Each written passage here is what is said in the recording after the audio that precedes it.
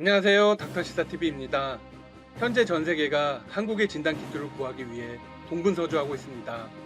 한국의 정부와 제조업체에는 연일 문의가 쇄도하고 있습니다.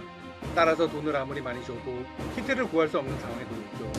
이런 긴박한 상황에서 미 메릴랜드주가 50만 회 분량의 키트를 확보했다고 뉴욕타임즈가 보도했습니다. 레리 호건 미 메릴랜드 주지사는 한국계 유미 호건, 한국명 김유미 여사와 결혼한 것으로 잘 알려져 있습니다.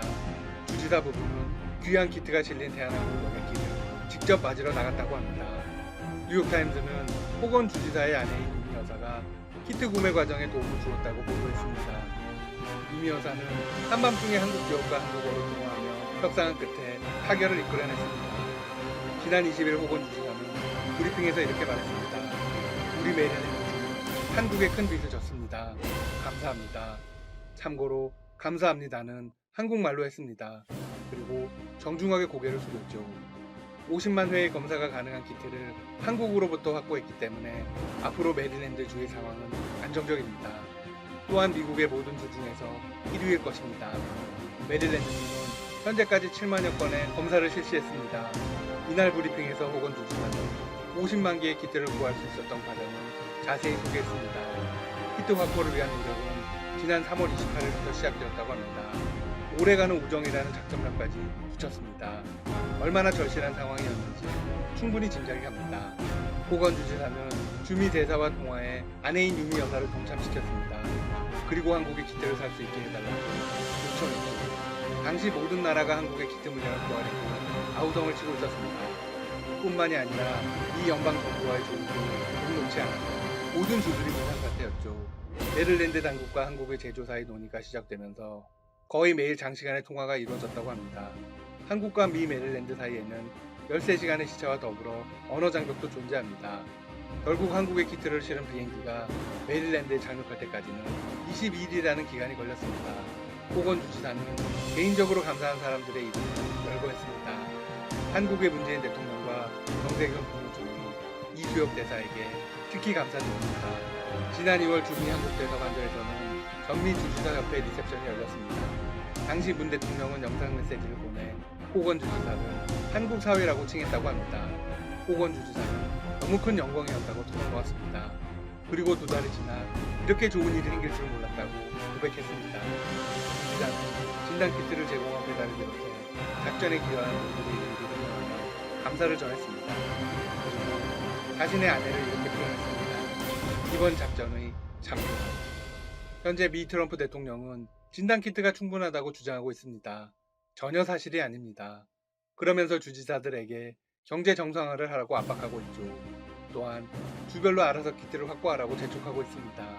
중앙정부가 무능하다는 평가를 받고 있는 이유입니다. 호건 주지사는 언론과의 인터뷰를 통해 트럼프 대통령을 비판해왔습니다.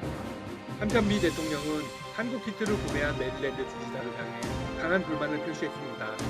같은 공화당 소속이면서 연방정부의 노력을 타겟시켰다며 언짢은 심정을 토로한 것입니다. 그러자 호건 주지사는 곧바로 재반격했습니다. 그리고 이렇게 단호했습니다. 정확히 대통령이 주지사들에게 하라고 했던 것을 했을 뿐이다. 정작 임무를 완수하자 비난을 하고 있는 셈이다. 참고로 메릴랜드주가 공부한 진단키트에 대해서는 미 식품의약국 FDA가 승인을 했습니다. 곧 진단센터에 널리 배포됩니다. 메릴랜드주가 얼른 정상화되기를 응원합니다. 지금까지 닥터시사TV였습니다. 시청해주셔서 감사합니다. 구독과 좋아요 부탁드립니다. 독일과 한국은 공통점이 굉장히 많습니다.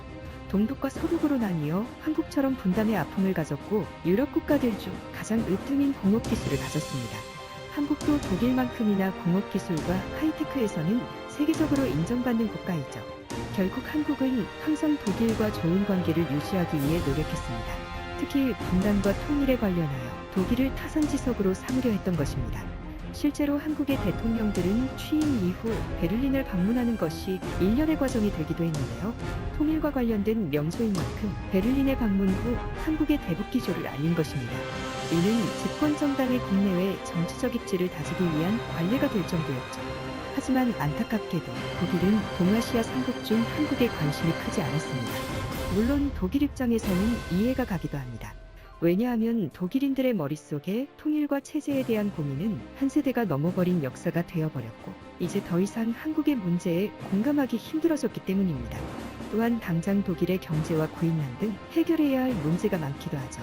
이러한 상황에서 독일은 중국과 일본의 중점적인 정책을 세울 수밖에 없었습니다. 실제로 메르켈 총리는 임기 기간 동안 매년 시진핑 주석이나 리커창 총리를 만났습니다. 심지어 2017년 두 국가의 정상회담에서 메르켈 총리는 중국의 1대1로 체제에 적극적으로 참여할 것을 약속하기도 했습니다. 그런데 전 세계를 휩쓸어버린 현재 사태가 벌어지자 독일도 이제는 마냥 중국을 두둔할 수 없었습니다.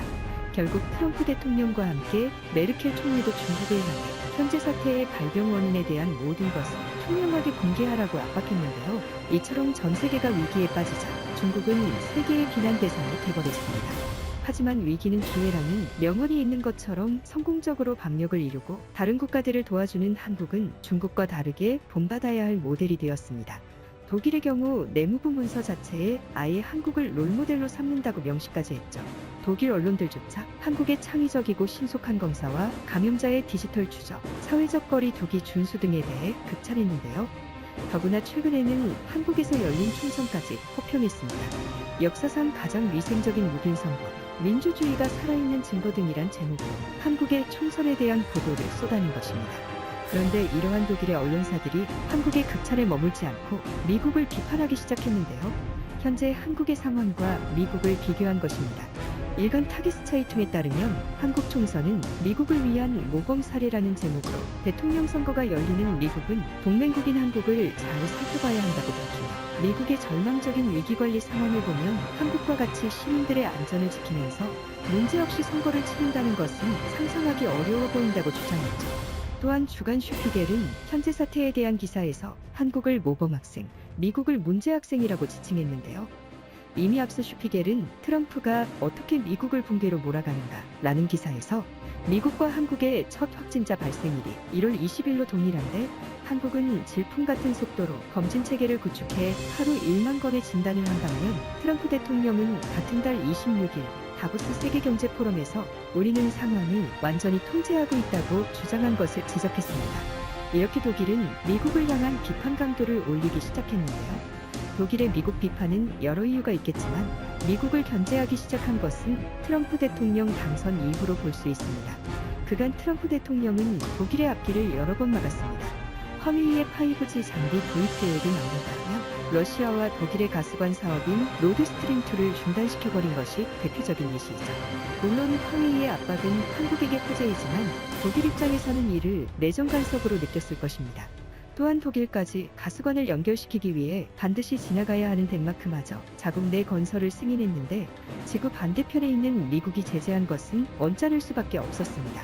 결국 독일은 현재 사태를 어느 정도 해결하는 모습을 보이기 시작하자 트럼프 대통령을 표적으로 삼았는데요. 트럼프 대통령 취임 이후 민주적 가치가 하락하고 고립주의가 강해져왔는데 현재 사태가 벌어지면서 그런 경향이 더욱 극명해졌다고 지적하는 것입니다. 독일은 그간 자국 우선주의보다 다자주의를 강조해왔습니다. 이는 미국과 분명히 대조되는 정책인데요. 미국은 세계보건기구의 대응이 중국 편향적이며 대응 실패 등을 들며 미국의 자금 지원을 중단했습니다.